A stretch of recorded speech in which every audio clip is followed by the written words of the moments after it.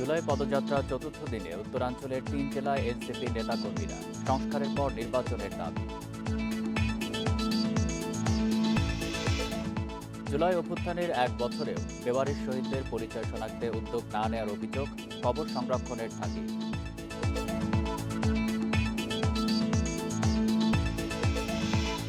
দুই ভাইয়ের দ্বন্দ্বেই কুমিল্লায় নারীকে নির্যাতনের ভিডিও ছড়ান শাহপরান। তিনি মবের পরিকল্পনাকারী, জানাল র্যাব।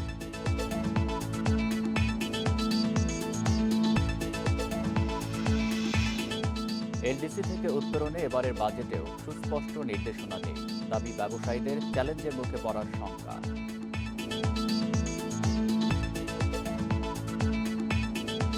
জুলাই পদযাত্রার চতুর্থ দিনে উত্তরের ৩ জেলায় নানা কর্মসূচি পালন করছে এনসিপি।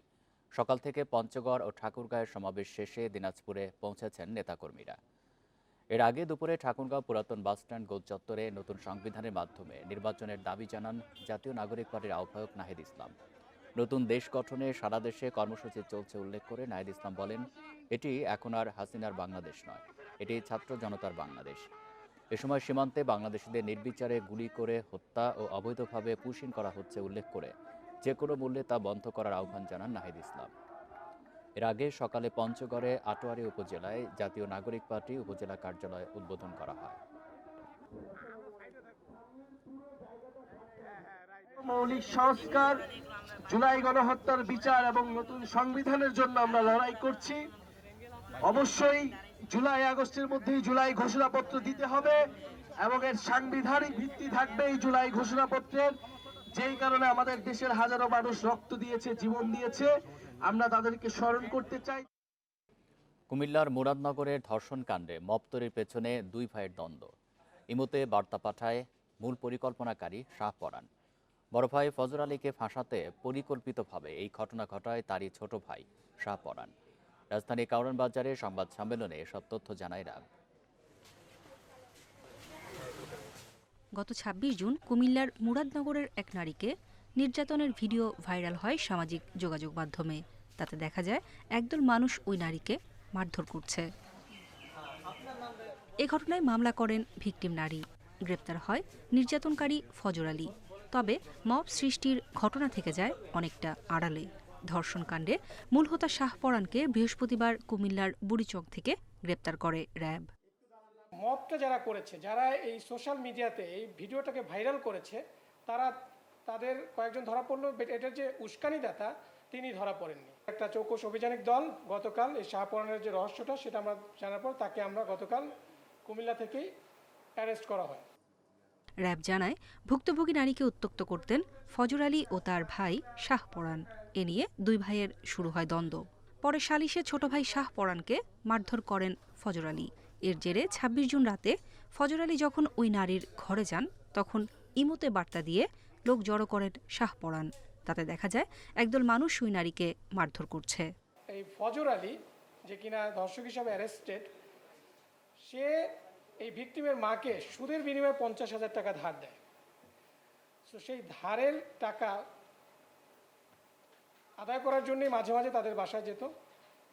ঘটনার দিনও তেমনি এই টাকা আদায়ের সূত্র ধরেই তিনি ওই বাসায় গিয়েছিলেন রাতের বেলা।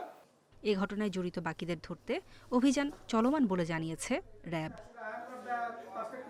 নূরে জান্নাত, ইন্ডিপেন্ডেন্ট নিউজ, ঢাকা।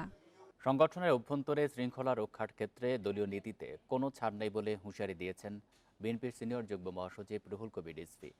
ইতিমধ্যে ৪ থেকে ৫,০০০ নেতাকর্মীর বিরুদ্ধে নেওয়া হয়েছে প্রশাসনিক ও সাংগঠনিক ব্যবস্থা। শুক্রবার দুপুরে নয়াপল্টনে বিএনপির কেন্দ্রীয় কার্যালয়ে এক সংবাদ সম্মেলনে তিনি এই তথ্য জানান।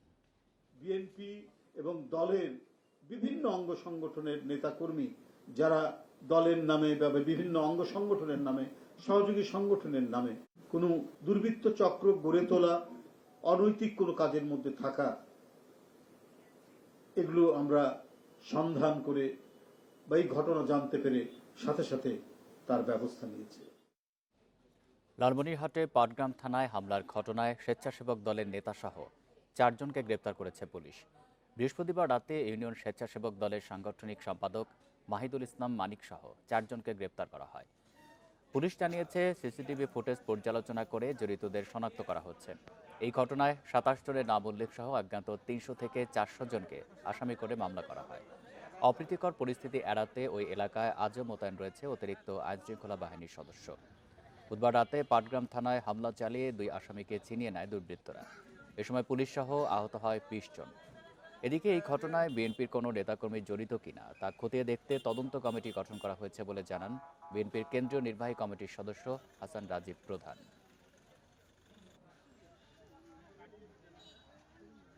সব সময় প্রশাসনকে সহযোগিতা করতে চাই, আমরা এই সরকারকে সহযোগিতা করতে চাই। তদন্ত হোক, যদি তদন্তে প্রমাণ পাওয়া যায় আমাদের নেতাকর্মীর বিরুদ্ধে ব্যবস্থা নিতে পারে, আমরা তাদেরকে অন করব না। বর্তমান পরিস্থিতিতে সুষ্ঠু নির্বাচন সম্ভব কিনা তা নিয়ে সংশয় প্রকাশ করেছেন জামাতে ইসলামীর আমির ডাক্তার শফিকুর রহমান। দুপুরে সৈয়দপুর বিমানবন্দরে পাটগ্রাম পরিস্থিতি নিয়ে সাংবাদিকদের প্রশ্নের জবাবে একথা বলেন তিনি। এ সময় যে দলের কর্মীরা মবের সাথে জড়িত তাদের দলীয়ভাবে নিয়ন্ত্রণের আহ্বান জানান জামাতের আমির। পাটগ্রাম আমাদের চোখের সামনে না, এখন দেশের এই পরিস্থিতি বিরাজ করছে। এমন পরিস্থিতিতে নির্বাচন কিসের, কি নির্বাচন হবে? এই জন্য আগে নির্বাচনের পরিবেশ অবশ্যই তৈরি করতে হবে। এই পরিবেশ তৈরির জন্যই সংস্কারের প্রশ্নগুলো এসেছে। আমরা আশা আগামী বছরে এলডিসি থেকে উত্তরণ হবে বাংলাদেশের। উত্তরণের চ্যালেঞ্জ মোকাবেলায় নানা পদক্ষেপ নিচ্ছে সরকার। যদিও দেশে বিনিয়োগের পরিবেশ তৈরিতে এবারের বাজেটে সুস্পষ্ট নির্দেশনা দেওয়া হয়নি বলে দাবি ব্যবসায়ীদের। ফলে বড় চ্যালেঞ্জের মুখে পড়ার আশঙ্কা তাদের। অর্থনীতিবিদদের মতে স্বল্পোন্নত দেশ থেকে উত্তরণ প্রক্রিয়া টেকসই করতে অর্থনৈতিক স্বনির্ভরতা অর্জন করতে হবে। 2026 সালের নভেম্বরে এলডিসি থেকে উত্তরণের পরিকল্পনা করছে বাংলাদেশ। যদিও বর্তমান অবস্থায় এলডিসি উত্তরণ বড় চ্যালেঞ্জ বলে মনে করছেন ব্যবসায়ীরা।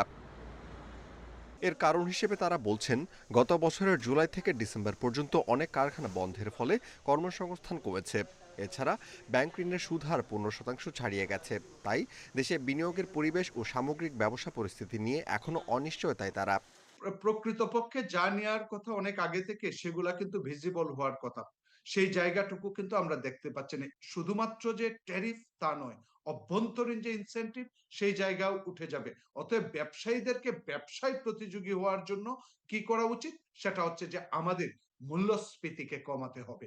কারণ মূল্যস্ফীতি যদি আপনি 2 থেকে 3-4% মধ্যে রাখতে পারেন, তখন কিন্তু কস্ট অফ ক্যাপিটাল অর্থাৎ মূলধনের জন্য যে খরচ, সেটা কিন্তু অনেক কমিয়ে রাখা সম্ভব। যদিও এলডিসি উত্তরণের পদক্ষেপ হিসেবে বাজেটে 84টি পণ্যের উপর বিদ্যমান ন্যূনতম মূল্য প্রত্যাহার করা সহ 23টি পণ্যের ক্ষেত্রে তা পুনর্নির্ধারণ করার প্রস্তাব করা হয়েছে। তবে অর্থনীতিবিদরা বলছেন এই পদক্ষেপ এলডিসি উত্তরণের জন্য যথেষ্ট নয়। আমরা এলডিসি গ্রাজুয়েট করব, ভালো কথা, আমাদের খুব আর্লি হয়ে যাচ্ছে। এই চ্যালেঞ্জটা আমরা অনেক আর্লি নিচ্ছি। এই চ্যালেঞ্জগুলো অ্যাড্রেস করার জন্য আমাদের কি কি করণীয়, এই জায়গাটা অনেক বেশি ফোকাসড হওয়া উচিত ছিল, যেটার দিক নির্দেশনা এই বাজেটেও আসা উচিত ছিল, যেটা আমরা পাই। এশীয় উন্নয়ন ব্যাংকের প্রতিবেদন বলছে, এলডিসি উত্তরণের পর দেশের রপ্তানি পণ্যের শুল্ক আরোপিত হলে রপ্তানি 5.5 থেকে 14% পর্যন্ত কমে যেতে পারে। এই বাস্তবতায় দেশের রপ্তানি সক্ষমতা বৃদ্ধির বিকল্প নেই বলে মনে করছে সংস্থাটি। Amirul Islam, independent news, Dhaka. বেনাপোল স্থলবন্দর থেকে 20টি বাংলাদেশি পাসপোর্ট সহ ভারতীয় ট্রাক চালককে গ্রেপ্তার করা হয়েছে। এর আগে পুলিশ বাদী হয়ে চালক বেচারাম প্রামাণিকের বিরুদ্ধে মামলা দায়ের করে।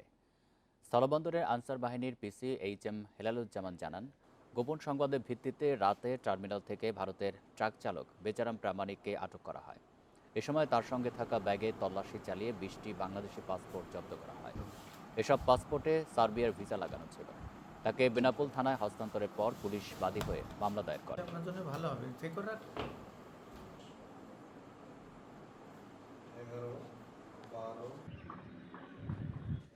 রাজধানীর তেজগাঁও শিল্পাঞ্চলে ডাকাতির ঘটনায় 4 লাখ সৌদি রিয়াল ও 3টি মোটরসাইকেল সহ 13 জনকে গ্রেপ্তার করেছে তেজগাঁও শিল্পাঞ্চল থানা ও ডিবি পুলিশ। 1 জুলাই তেজগাঁওয়ের কেন্দ্রীয় ঔষধাগারের সামনে 10 থেকে 12 জন মুখোশধারী ডাকাত দেশীয় অস্ত্র নিয়ে একটি প্রাইভেট কারে গতিরোধ করে। অস্ত্রের মুখে একটি ট্রাভেল এজেন্সির নগদ 4,91,500 সৌদি রিয়াল সহ বেশ কিছু বৈদেশিক মুদ্রা নিয়ে যায়। টাকায় যার মূল্য প্রায় 1,64,00,000 টাকা। এই ঘটনায় পুলিশ তুহিন নামে একজনকে আটক করে। পরে তার তথ্যে আরও 12 জনকে গ্রেপ্তার করে আইনশৃঙ্খলা বাহিনী।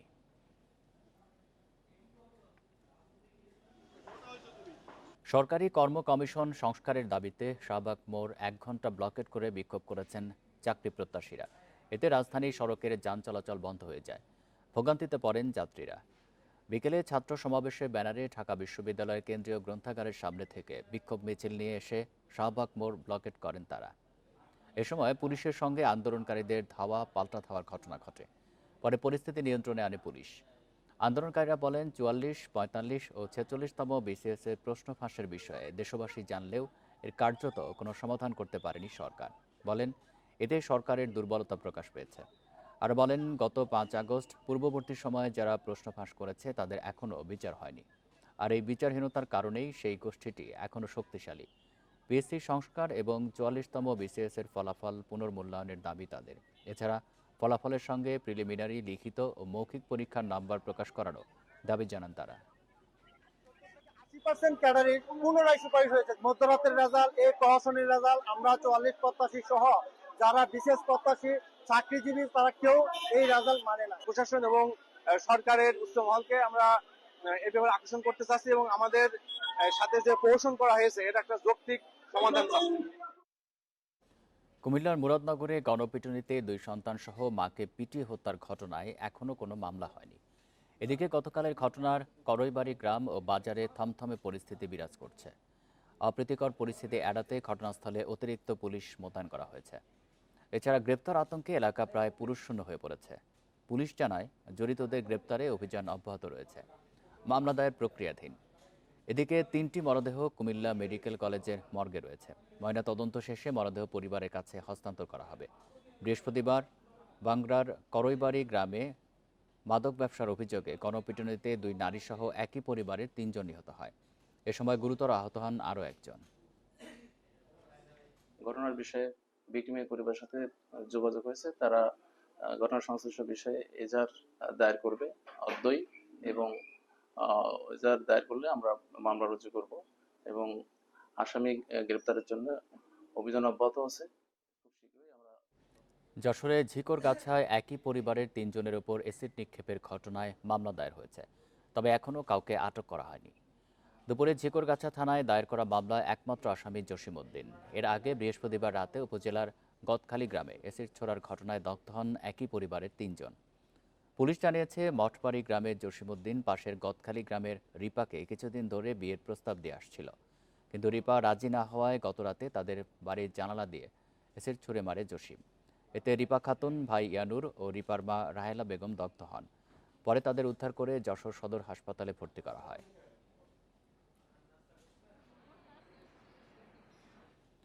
পাবনার সাঁথিয়ায় 2 শিশুকে ধর্ষণের অভিযোগে একজনকে গ্রেপ্তার করেছে পুলিশ।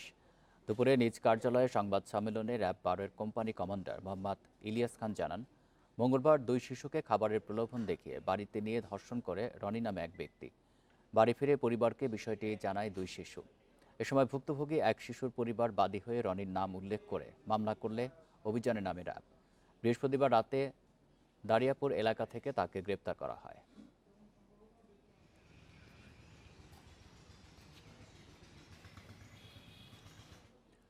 শিক্ষার্থীদের আন্দোলনের জেরে চট্টগ্রাম বিশ্ববিদ্যালয়ে হত্যা চেষ্টা মামলার আসামি এক শিক্ষকের পদোন্নতি প্রক্রিয়া স্থগিত করা হয়েছে। এ বিষয়ে পরবর্তীতে সিন্ডিকেট সভায় সিদ্ধান্ত নেওয়া হবে বলে জানিয়েছে বিশ্ববিদ্যালয় কর্তৃপক্ষ। এর আগে দুপুরে সংস্কৃত বিভাগের সহকারী অধ্যাপক কুশল বরণ চক্রবর্তীর পদোন্নতিতে বোর্ড বসানোর প্রতিবাদে প্রশাসনিক ভবনে তালা দেয় শিক্ষার্থীরা। এ সময় প্রশাসনিক ভবনে আটকা পড়েন ভিসি, প্রভিসি সহ বোর্ডের সদস্যরা। পরে শিক্ষার্থীদের একাংশ উপাচার্যের কক্ষে প্রবেশ করে পদোন্নতি বোর্ড বসানোয় ক্ষোভ জানান। বিশ্ববিদ্যালয়ের উপ উপাচার্য ডক্টর কামাল উদ্দিন জানান, শিক্ষার্থীদের দাবির মুখে কুশল বরণের সহযোগী অধ্যাপক পদে পদোন্নতি বোর্ড স্থগিত করা হয়েছে। সিন্ডিকেট সভায় এ বিষয়ে সিদ্ধান্ত নেওয়া হবে। গত বছরের 26 নভেম্বর হেফাজত ইসলামের কর্মী এনামুল হককে আদালত প্রাঙ্গণে হামলার মামলায় আসামি কুশল বরণ চক্রবর্তী। তুলা আমদানির ওপর আরোপিত 2% অগ্রিম কর প্রত্যাহারের দাবি জানিয়েছে বস্ত্রকল মালিকদের সংগঠন বিটিএমএ। বৃহস্পতিবার জাতীয় রাজস্ব বোর্ডে পাঠানো এক চিঠিতে এমনটা জানিয়েছেন সংগঠনটির সভাপতি শওকত আজিজ রাসেল। বিটিএমএ বলছে, অগ্রিম আয়কর আরোপ সরকারের রাজস্ব সংগ্রহে আত্মঘাতী সিদ্ধান্ত। এতে বস্ত্র খাত বড় ধরনের সংকটে পড়বে বলেও মনে করছে সংগঠনটি। অগ্রিম আয়করে বছর শেষে বাড়বে করভার। এতে বস্ত্রকলগুলোর উৎপাদন ব্যয়ও বৃদ্ধি পাবে, ফলে পোশাক খাতে রপ্তানিতেও পড়তে পারে এর নেতিবাচক প্রভাব। ব্যবসায়ীদের মতে অগ্রিম আয়করের প্রভাবে চলতি মূলধন কমে বন্ধ হতে পারে বস্ত্রকল। এছাড়া উৎপাদন পর্যায়ে তৈরি সুতার ওপর কেজি প্রতি সুনির্দিষ্ট কর ৫ টাকা অব্যাহতি প্রদানেরও সুপারিশ করেছেন ব্যবসায়ীরা। কলম্বোতে সিরিজের দ্বিতীয় ওয়ানডে কাল শ্রীলঙ্কার মুখোমুখি বাংলাদেশ। কলম্বোর আর প্রেমাদাসা স্টেডিয়ামে ম্যাচ শুরু হবে বেলা ৩টায়। প্রথম ম্যাচে ৭৭ রানের বড় ব্যবধানে হেরে সিরিজে ফেরার লড়াই মিরাজ শান্তদের। প্রথম ম্যাচে ব্যাটিং ভরাডুবির কথা মাথায় রেখে সতর্ক থাকতে হবে বাংলাদেশকে। ব্যর্থতার ধারাবাহিকতা ধরে রেখেছেন লিটন দাস। উইকেট বুঝে একাদশ নির্বাচন করবে ম্যানেজমেন্ট। কলম্বোর উইকেটে সুবিধা নিয়েছে স্বাগতিক স্পিনাররা। পুরো প্রস্তুতি ও হারের বিশ্লেষণ করে মাঠে নামবে সফরকারীরা। প্রথম ম্যাচে চোট পেয়ে মাঠ ছেড়েছিলেন মুস্তাফিজ। দ্বিতীয় ম্যাচে এই পেসারের খেলা নিয়ে শঙ্কা থাকছে। এদিকে উইনিং কম্বিনেশন অপরিবর্তিত রাখতে পারে লঙ্কানরা।